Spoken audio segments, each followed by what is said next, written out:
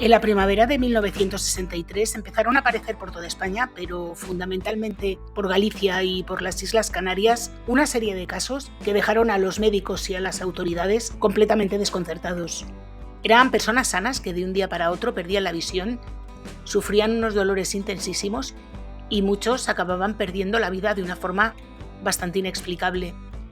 En un principio fueron episodios aislados, pero aquello terminó convirtiéndose en algo masivo que acabó con la vida de al menos 51 personas, esto de manera oficial, aunque extraoficialmente se cuentan por cientos.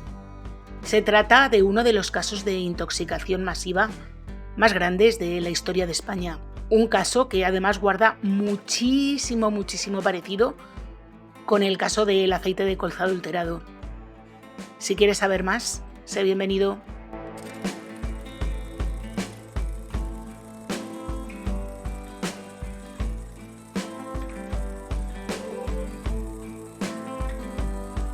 Nuestro caso comienza en la primavera de 1963, cuando comienzan a registrarse una serie de muertes extrañas en Galicia y en las Islas Canarias, en lugares tan distantes como aldeas del interior gallego o puertos del archipiélago. Hombres y mujeres, marineros, campesinos, trabajadores, enfermaban de forma repentina.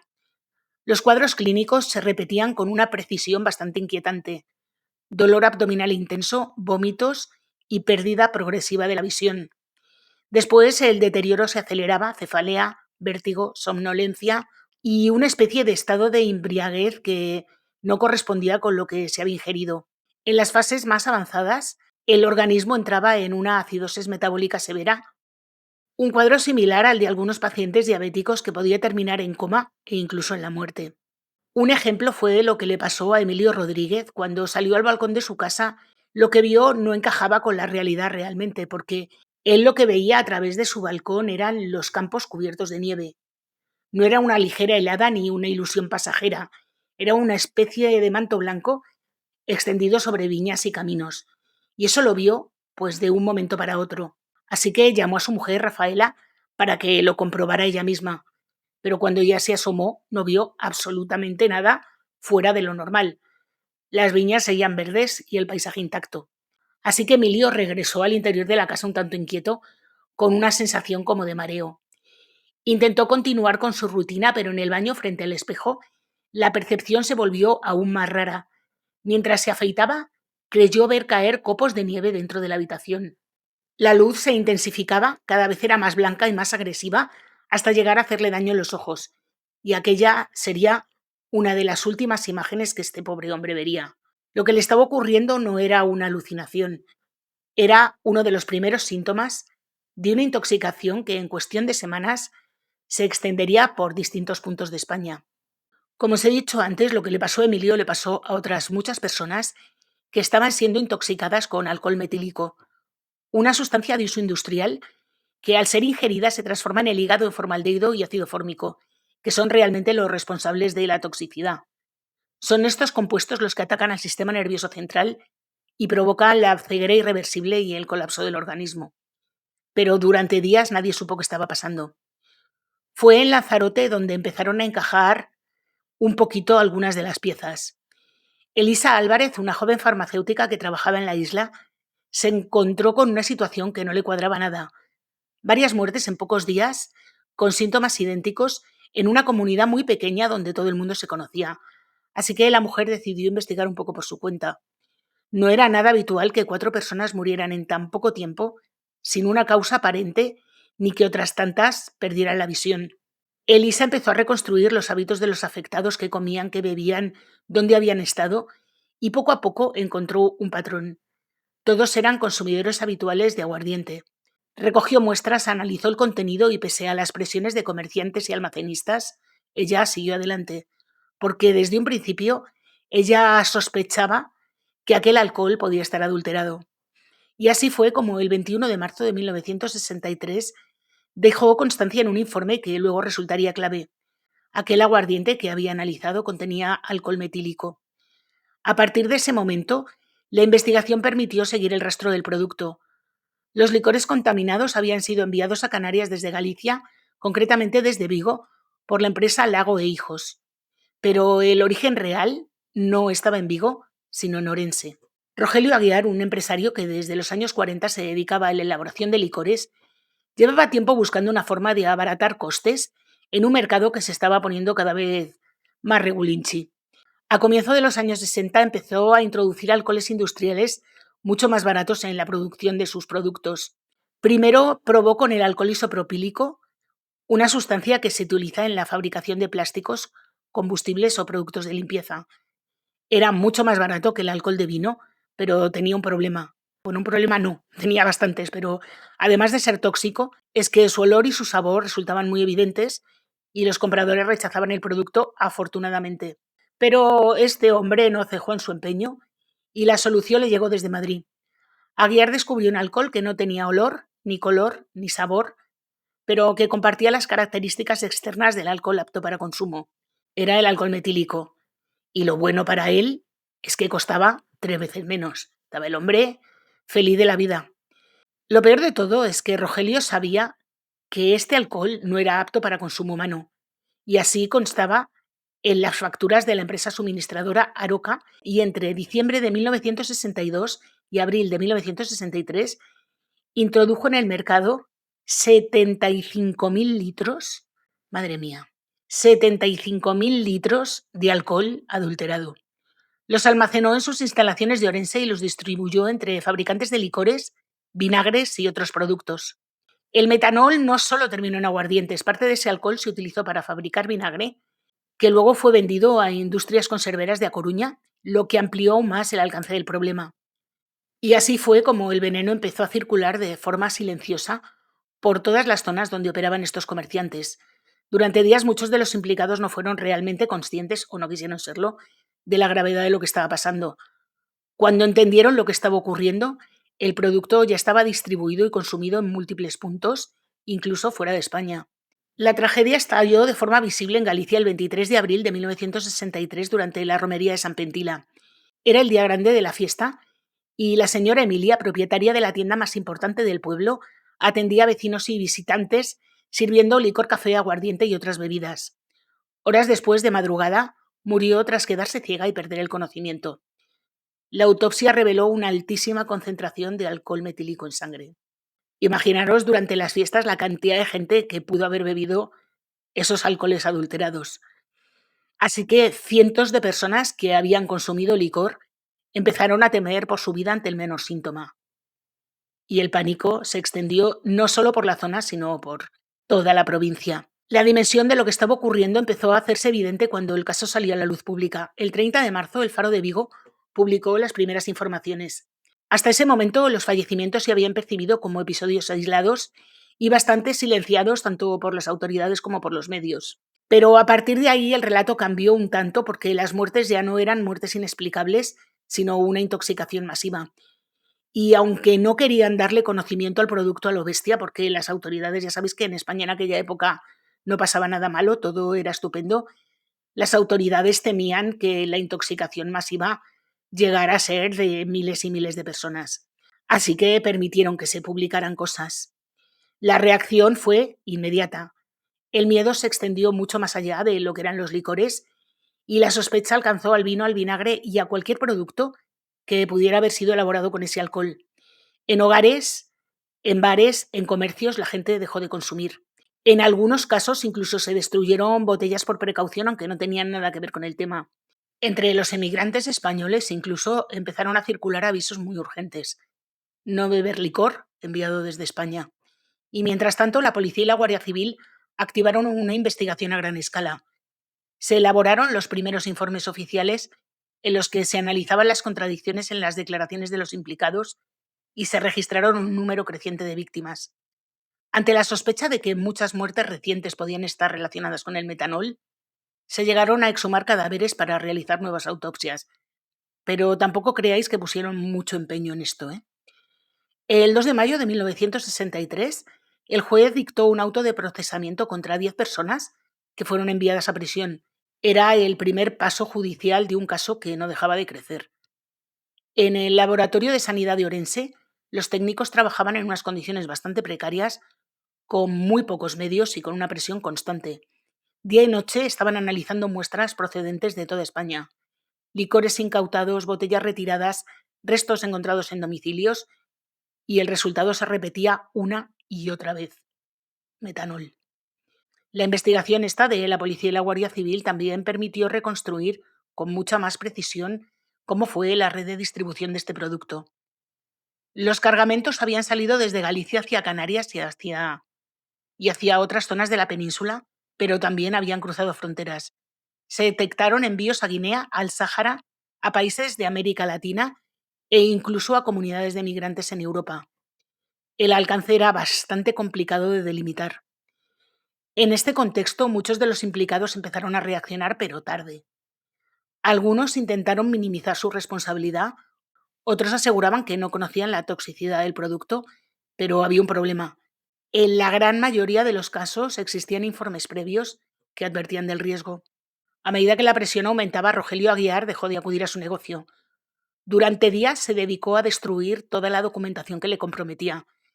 Intentó incluso que la empresa suministradora de metanol alterara las cifras reales de las ventas para reducir su implicación, pero afortunadamente no lo consiguió. Y como estaba ya bastante desesperado, en un último intento por ocultar pruebas, trasladó de noche alrededor de 800 litros de alcohol metílico que aún conservaba y los escondió en una finca de confianza propiedad de un abogado cercano. Su intención era evitar que los inspectores lo encontraran, pero la investigación estaba ya muy avanzada, tenía puesto seguimiento y le pillaron. Mientras tanto, en paralelo al avance judicial comenzaba a emerger otra cuestión bastante incómoda, y esta era la de la responsabilidad del propio sistema. Durante años, el alcohol metílico, un producto bastante tóxico destinado a usos industriales, había podido adquirirse con relativa facilidad. No existían controles eficaces que impidieran un uso fraudulento en la elaboración de bebidas para consumo humano. El Estado, sin embargo, evitó asumir ese debate en el proceso. El Tribunal Supremo incluso, qué sorpresa, llegó a descartar la existencia de indicios suficientes para investigar a responsables de la Administración. Evidentemente, como os he dicho antes, en aquella época en España no pasaba nada malo, y si pasaba algo malo, por supuesto, nunca era responsabilidad de nadie que mandara. Así que la causa se centró exclusivamente en empresarios, distribuidores y fabricantes. En Galicia incluso los fabricantes de licores se reunieron en una casa sindical para intentar aclarar lo ocurrido y defender su posición frente a las autoridades y también frente a los consumidores. Así que firmaron un documento en el que negaban haber participado en la adulteración de las bebidas. Sin embargo, la cifra de muertos seguía aumentando. Y había además otra cosa que hacía que estas muertes fueran aún más crueles de lo que pudiera parecer, y era el perfil de las víctimas. En su mayoría eran personas muy humildes que consumían bebidas baratas y que no tenían recursos ni capacidad para reclamar. No bebían un whisky conocidísimo ni un coñac de importación. No, bebían lo que se podían permitir. Y eso también condicionó mucho la respuesta, porque muchas de esas muertes no tuvieron ni visibilidad, ni reparación, ni nada que habrían tenido en otro momento histórico y en otro contexto económico. A pesar de todo, la alarma social fue bastante grande. Os digo que esto corrió de boca en boca no porque se hiciera una campaña para que todo el mundo se enterara, ¿eh? Las empresas del sector empezaron a publicar anuncios en prensa para garantizar que sus productos eran seguros, pero la desconfianza era ya total. Las autoridades civiles emitieron comunicados instando a retirar del mercado cualquier producto relacionado con las empresas implicadas: Lago Hijos, Industria Rosol y la red de distribución de Aguiar, y se produjeron un montón de detenciones. El caso había dejado de ser una investigación sanitaria para convertirse en una crisis nacional. Y claro, como aquello ya era de difusión nacional, pues empezaron a aparecer historias que evidenciaban hasta dónde había llegado el veneno. En el buque León y Castillo, que cubría rutas en Canarias, uno de los marineros, Juan Santana, compró aguardiente antes de embarcar y ya a bordo lo compartió con un compañero, José Antonio Rodríguez Calcines. Durante la travesía, Calcines empezó a sentirse fatal. Al principio la tripulación pensó que se trataba de un ataque de nervios, agravado por la muerte repentina de Santana, el que había comprado el aguardiente. Le habían encontrado en su camarote rígido y sin vida. Intentaron reanimarle, incluso le dieron algunos estimulantes, pero no reaccionó. Y horas después Calcines empeoró: cefaleas intensas, dificultad para respirar, pérdida de control, así que el capitán ordenó poner rumbo inmediato a puerto y fue evacuado a un hospital en cuanto el barco atracó, pero no pudieron hacer nada por él y murió muy poco tiempo después.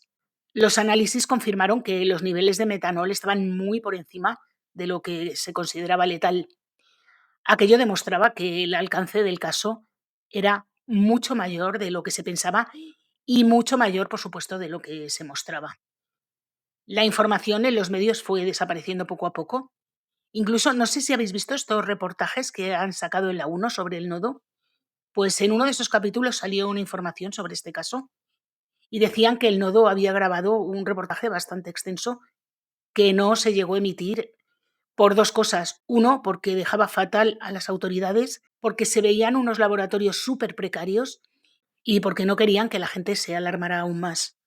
Y en este contexto llegó el juicio en diciembre de 1967 en la Audiencia Provincial de Orense, 4 años después de los casos, con una expectación alucinante. La sala se llenó desde el primer día con periodistas, abogados, curiosos y familiares de las víctimas, porque localmente estos temas sí que se hablaron un montón. No se trataba de un proceso más, era el mayor procedimiento judicial en España desde la posguerra. El sumario superaba los 36.000 folios. En la sala se sentaban 3 magistrados, el fiscal Fernando Seoane, 12 abogados defensores, acusaciones particulares, peritos y decenas de testigos. Durante semanas, el juicio se desarrolló en sesiones de mañana y tarde con un ritmo agotador. Había declaraciones, informes, reconstrucciones y una y otra vez la misma pregunta: ¿quién sabía qué y cuándo lo había sabido? Las defensas siguieron todas una estrategia común, intentando desplazar todas las responsabilidades hacia Rogelio Aguiar. Lo señalaban como el proveedor del alcohol metílico y el origen de todo, que es cierto que fue así, pero el resto también tuvieron su responsabilidad, ¿eh? Alegaban que ellos habían actuado sin conocer la verdadera naturaleza del producto y que confiaban en la cadena de suministro. Pero esa versión chocaba con los informes periciales. Había documentación que indicaba que el metanol no era apto para consumo, que los acusados habían recibido advertencias técnicas y aún así continuaron usándolo. Y además no se trataba de un error puntual, sino de una práctica que sostuvieron en el tiempo. El fiscal Fernando Seoane jugó además un papel bastante clave en este juicio porque no se centró solo en la acusación penal, sino que intentó reconstruir toda la cadena de suministro. Su objetivo era demostrar que no se trataba de un hecho aislado, sino de un sistema que había permitido la distribución masiva de un producto tóxico. Insistió en señalar que no solo fue responsabilidad directa de los acusados, sino también del contexto que había hecho posible este fraude. Durante el proceso, Seoane llegó a recibir amenazas bastante fuertes de las autoridades, amenazas que nunca se hicieron públicas en detalle, pero quienes estaban cerca del fiscal, pasado un tiempo, reconocieron la presión a la que el hombre estuvo sometido. Aún así, mantuvo la línea de actuación centrada en la protección de las víctimas y en evitar que el caso quedara reducido a responsabilidades individuales aisladas. La reconstrucción de los hechos fue uno de los elementos más complejos del juicio. Testigo a testigo, documento a documento, se fue trazando el recorrido del metanol desde su compra hasta su consumo. Vosotros imaginaros eso con cada proveedor. La acusación presentó una relación detallada de fallecimientos y lesiones, vinculándolos directamente con la ingestión de productos contaminados. Tengo que deciros que los medios en aquella época no son los de ahora. La capacidad económica de las víctimas ayudó a que esto no se difundiera más. Muchos de ellos, no solo por la capacidad económica, sino por el escaso conocimiento, pues tampoco supieron que habían muerto de ello. Así que solamente pudieron vincularse al metanol 51 víctimas y de ahí que se crea que hubo cientos, en algunos casos hay gente que dice que miles. El juicio se prolongó durante 20 días en los que se repitieron los mismos argumentos y la acumulación de evidencias apuntaba siempre en la misma dirección. Y finalmente, el 27 de diciembre de 1967, una semana después de concluir las sesiones, se leyó la sentencia. El tribunal consideró probado que Rogelio Aguiar había introducido en el mercado grandes cantidades de alcohol metílico, sabiendo que no era apto para el consumo humano. Le señalaron como el principal responsable y se le condenó a una pena de 20 años. Su esposa, María Ferreiro, también fue condenada, en su caso a una pena de 12 años, por su implicación sobre todo en la gestión del negocio, y otros acusados y distribuidores recibieron condenas menores en función de su participación de los hechos. Al final se condenó a 11 personas. La sentencia además establecía indemnizaciones que en su conjunto alcanzaban los 20 millones de pesetas destinados a víctimas y a sus familias. Muchas de las empresas entraron en quiebra antes de poder hacer frente a las indemnizaciones y otras simplemente no pudieron pagar. Las víctimas en su mayoría eran personas humildes que apenas recibieron compensación. La reparación económica, que debía ser una parte esencial de la justicia, quedó en gran medida sin cumplir. Y además, y lo más indignante de todo, aparte de que la compensación económica no se diera, es que las penas tampoco se ejecutaron como indicaba la sentencia. Algunos de los condenados no llegaron a cumplirlas íntegramente. El que más pena cumplió fue Rogelio Aguiar, que cumplió 6 años, pero algunos incluso ni siquiera entraron en prisión, como el caso de María Ferreiro, que huyó a Francia antes de que se leyera el fallo. Fue localizada y detenida años después, pero cuando se intentó ejecutar la condena, el delito ya había prescrito, así que regresó a España en libertad. Y paralelamente, ninguna responsabilidad alcanzó la Administración, a pesar de que las evidencias sobre la falta del control en la venta y distribución de alcohol industrial estuviera tan demostrado, pero no pasó nada.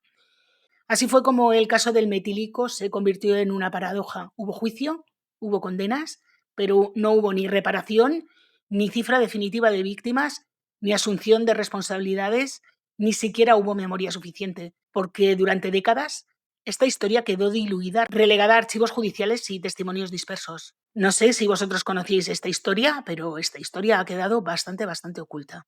Y una cosa que a mí me llama muchísimo la atención es como 20 años después de lo que ocurrió con el metílico, en España volvimos a vivir una situación bastante semejante, con una intoxicación masiva que tenía un patrón bastante parecido. Os estoy hablando de la intoxicación del aceite de colza adulterado. Voy a resumirla brevemente porque me imagino que no todo el mundo la conocerá. En España es muy conocida, pero no solo me escucha gente de España. La intoxicación del aceite de colza empezó a hacerse visible en la primavera del 81, cuando comenzaron a detectarse en Madrid y en varias provincias de Castilla una serie de casos que desconcertaron completamente al sistema sanitario.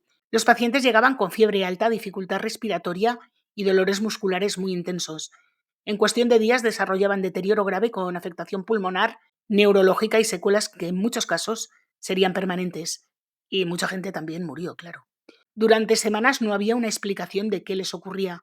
Se hablaba de neumonía típica, de virus desconocidos, de posibles intoxicaciones ambientales, de posibles intoxicaciones alimentarias. Yo era muy pequeña cuando esto ocurrió, pero yo me acuerdo que en mi cole decían que el foie gras apis, ahora ya no me acuerdo si era el foie gras apis o la piara, pues que era el que provocaba esto.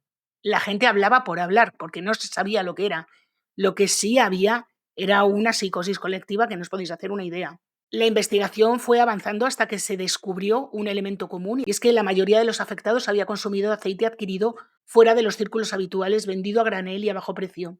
Era un aceite no comestible, porque era aceite de colza desnaturalizado destinado a uso industrial. Estaba manipulado ilegalmente para eliminar el colorante que lo hacía identificable y no apto para consumo, y una vez limpio, se distribuía como si fuera aceite de oliva o aceite de cocina. El parecido con lo del metílico es tan grande que pone los pelos de punta. El resultado fue una de las mayores catástrofes sanitarias de la historia de España. Más de 20.000 personas resultaron afectadas y alrededor de 5.000 murieron a lo largo de los siguientes años como consecuencia directa o indirecta del llamado síndrome tóxico. El juicio no llegó hasta el año 1989. Es un juicio gigantesco. Bueno, os voy a dejar imágenes de cómo fue el juicio porque había tanta gente que es que era increíble. Entre los principales condenados estuvieron los empresarios Juan Antonio Suárez y otros responsables de la importación y manipulación del producto. Las penas alcanzaron varias décadas de prisión por delitos contra la salud pública, homicidio y lesiones. Y como ya había ocurrido con el caso del metílico, la cuestión no se limitó solo a los responsables directos. Uno de los aspectos más controvertidos fue la actuación, o la falta de ella, de la Administración. Se cuestionó el control sobre la importación de aceites industriales, la vigilancia sanitaria y la tardanza en identificar el origen del problema. Durante muchos años existió una fuerte polémica sobre si el Estado debía asumir parte de la responsabilidad. Y aunque hubo compensaciones económicas a las víctimas, el debate sobre las responsabilidades políticas que no hubo nunca se cerró del todo. En este caso sí se pagaron indemnizaciones, ¿eh? Además, la repercusión social fue enorme porque el consumo de aceite se desplomó, el miedo fue increíble y este caso marcó además un antes y un después en la seguridad alimentaria en España. A diferencia de lo que ocurrió con el caso del metílico, esta vez la memoria colectiva sí retuvo el impacto y ayudó a que esto de la seguridad alimentaria no se tomara a broma y a partir de ese momento se creó una red que ha permitido más o menos que no se vuelvan a producir estos casos. Ha habido algunos, pero no como la colza o el metílico. Pero vamos, que en esencia ambos casos responden a lo mismo, a gente codiciosa, sin escrúpulos, que comercializa un producto que no debería consumirse para un beneficio económico por encima del riesgo, con un sistema que llegó tarde, tanto al control como luego a la asunción de responsabilidades. Y volviendo a lo del metílico, deciros que este que ocurrió en España no fue ni muchísimo menos el primer caso que ocurrió en el mundo. Durante la ley seca, en Estados Unidos se calcula que alrededor de 10.000 personas, 10.000, fallecieron intoxicadas por metílico. Y también deciros que en muchísimos países de América se siguen produciendo este tipo de intoxicaciones. De hecho, he leído unas estadísticas que dicen que cientos de personas mueren cada año por alcoholes adulterados con alcohol metílico. Así que, bueno, como veis, con una vez no nos basta para aprender. Hemos necesitado dos, esperemos que no necesitemos tres también, porque madre mía. Y bueno, hasta aquí el caso de hoy, un caso muy impactante y muy indignante, en mi opinión. Un caso que no es tan conocido como debería, como ya he dicho varias veces, y un caso que espero que no vuelva a repetirse. Si os ha gustado el caso, por favor, dejadme un like, activar la campanita, comentar, compartir, suscribiros si no lo estáis. Recordad que tengo otro canal, Tinta Roja, donde subo vídeo todos los viernes y en este subo vídeo todos los martes. Así que hasta la semana que viene.